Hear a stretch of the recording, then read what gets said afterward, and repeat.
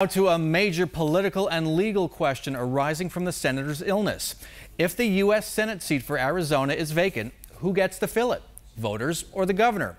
We've learned the Attorney General's office is reviewing the law and advising the Secretary of State's office.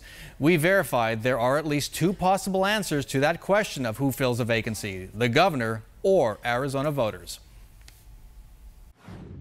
It's a sensitive personal question, but also an important political one. If Senator John McCain leaves the U.S. Senate in the next few months, would Arizona voters elect a successor in November, or would Governor Doug Ducey make that decision? And I don't remember this ever happening in all the years I've been involved. There's already one statewide election for the Senate in the fall to replace the retiring Jeff Flake.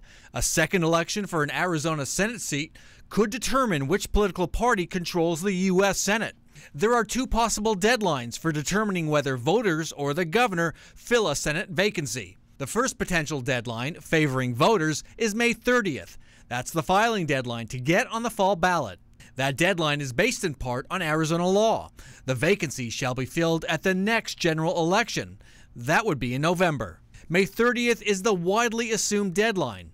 But prominent election law attorney Joe Canfield disagrees. At least 120 days before the date of the regular primary election, and by my calculation that would have been on April 30th. Canfield says state law required Secretary of State Michelle Reagan to inform the counties by April 30th which offices will be up for election. Canfield says that means it's too late to hold a fall election for a vacant Senate seat. The U.S. Senate, it comes right from the 17th Amendment of the United States Constitution. That office is filled by the governor.